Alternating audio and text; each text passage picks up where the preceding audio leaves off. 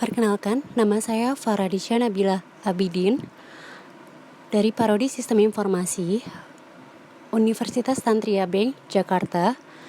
Di sini saya akan menyampaikan rangkuman ataupun intisari dari mata kuliah Database Design. Baik, mungkin saya akan memulai untuk menginformasikan rangkuman yang sudah saya rangkum.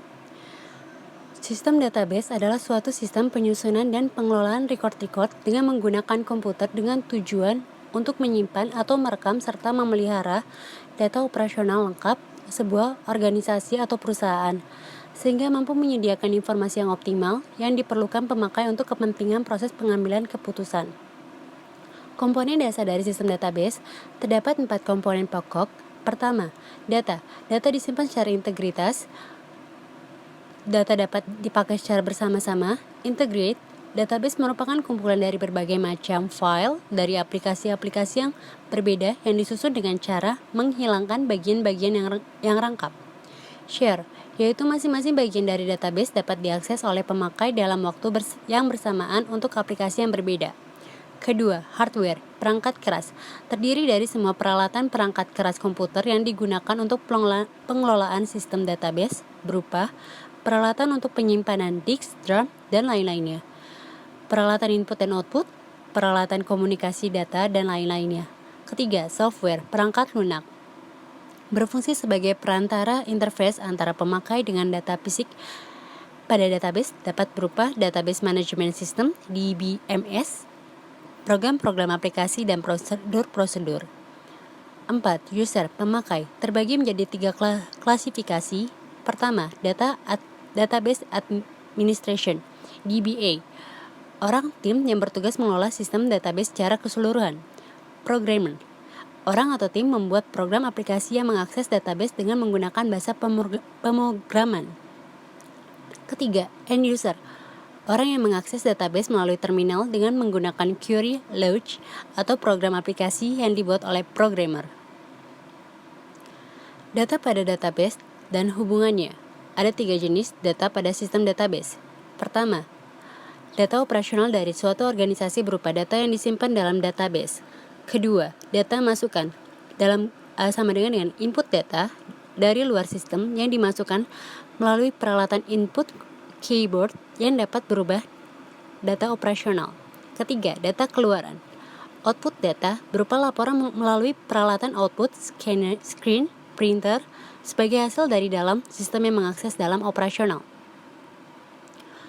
Keuntungan pemakaian sistem database. Pertama, terkontrolnya kerangkapan data dan inkonsistensi. Kedua, terpeliharanya keselarasan data. Ketiga, data dapat dipakai secara bersama-sama. Keempat, memudahkan penerapan standarisasi. Kelima, memudahkan penerapan batasan-batasan pengamanan.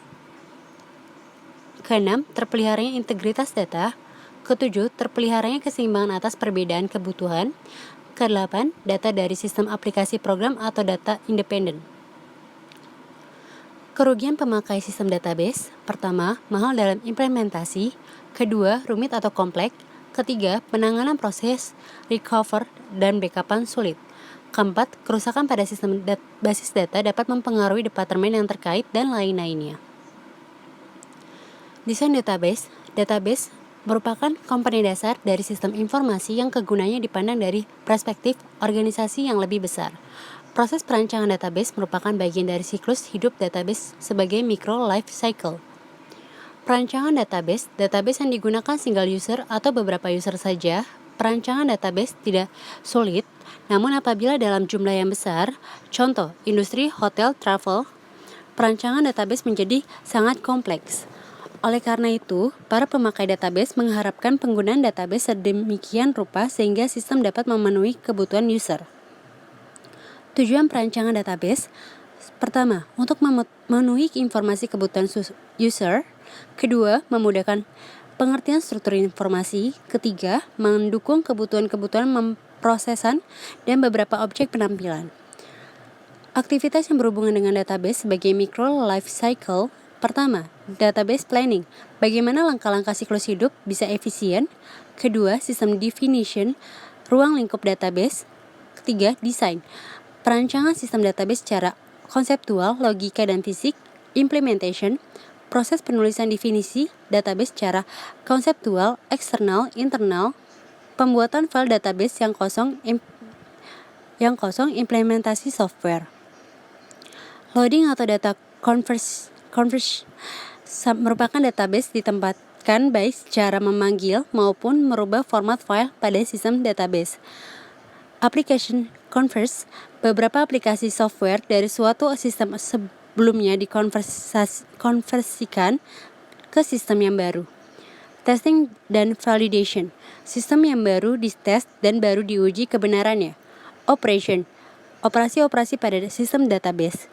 Monitoring dan maintenance, selama proses, sistem otomatis maintenance dan monitoring database. Langkah 3, 4, 5 merupakan bagian dari fase desain dan implementasi pada sistem informasi yang besar. Pada umumnya database menjalankan aktivitas di atas. Langkah 5 dan 6 tidak berlaku jika database aplikasi yang baru. Proses perancangan database. 1. Pengumpulan data dan analisis.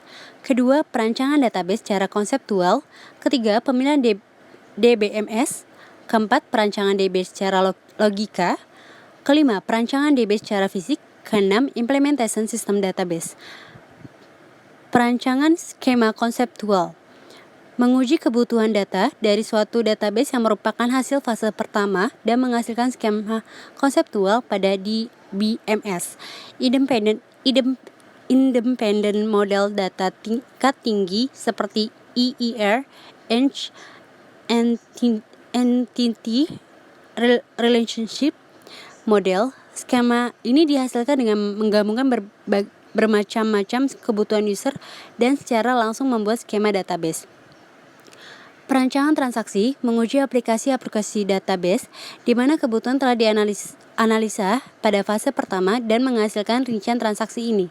Kegunaan fase ini diproses secara paralel bersama fase perancangan skema konseptual adalah untuk merancang karakteristik dan transaksi database yang diketahui pada DBMS independen.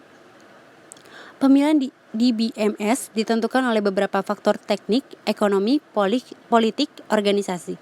Contoh, faktor teknik, keberadaan DBMS dalam menjalankan tugas seperti jenis-jenis DBMS, struktur, penyimpanan, dan jalur akses yang mendukung pemakai DBMS. Faktor ekonomi dan organisasi. Pertama, struktur data. Kedua, personal yang terbiasa pada suatu sistem. Ketiga, tersedia layanan penjualan. Perancangan database secara logika. Membuat skema konseptual dan skema eksternal pada model dari DBMS yang terpilih. Skema konseptual ditransformasikan dari model data tingkat tinggi ke dalam data DBMS yang terpilih. Perancangan database secara fisik, pemilihan struktur penyimpanan dan jalur akses pada file untuk penyampaian penampilan terbaik. Beberapa petunjuk dalam pemilihan perancangan secara fisik. 1. Response time, waktu yang telah berlalu dari suatu transaksi database yang diajukan untuk menjalankan suatu tanggapan. 2. Space utility, sama dengan merupakan jumlah ruang penyimpanan yang digunakan oleh file database dan struktur jalur akses. 3. Transaction throughput, rata-rata jumlah transaksi per menit yang diproses oleh sistem database dan merupakan parameter kritis dari sistem transaksi. Pemetaan sistem independen, pemetaan ke sistem DBMS dengan tidak melihat hal-hal yang khusus. Penyusunan skema DBMS secara spesifik mengatur skema yang diatur langkah untuk disesuaikan pada implementasi yang khusus di masa yang akan datang dari suatu model data DBMS yang terpilih. Hasil dari fase ini adalah perintah DDL dalam bahasa DBMS. Implementasi sistem database. Setelah perancangan logika dan fisik lengkap, kita dapat melaksanakan sistem database. Perintah dalam DDL dan SLD (Stroke Definition Load) dari DBS yang dipilih, dihimpun, dan digunakan untuk membuat skema database dan file-file. Teknik normalisasi. Aturan normalisasi. Normalisasi pertama mendefinisikan atribut kunci. Tidak ada grup berulang, semua atribut bergantung pada atribut kunci. Normalisasi kedua, sudah memenuhi normalisasi ke-1, sudah tidak ada ketergantungan parsial. Normalisasi ketiga, sudah tidak berada pada kontak normal kedua, tidak ada ketergantungan transitif. Desain database terdistribusi. Desain dalam organisasi dapat dipandang secara 3 dimensi. Pertama, tingkat sharing. Tidak ada sharing merupakan aplikasi dan dapat dijalankan dari sistem lokasi, tidak ada sharing program. Kedua, sharing data. Merupakan semua program disalin dari semua lokasi, tetapi program data tidak disalin. Sharing data dan program, user dapat meminta data atau program dari lokasi lain.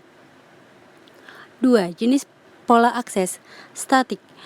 Pola akses tidak merubah bersamaan zaman. Dinamik. Pola akses berubah mengikuti zaman.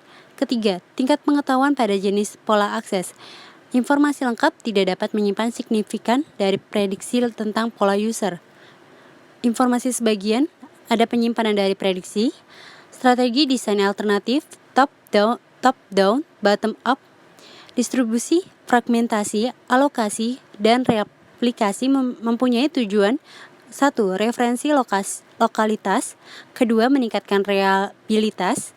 3. Meningkatkan untuk kerja. 4. Keseimbangan penyimpanan dan biaya.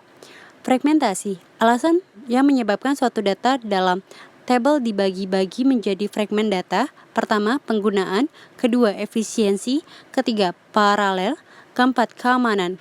Kelemahan fragmentasi: menurunnya untuk kerja, integritas lebih sulit. Terdapat 2 fragmentasi data, 1 horizontal, 2 vertikal.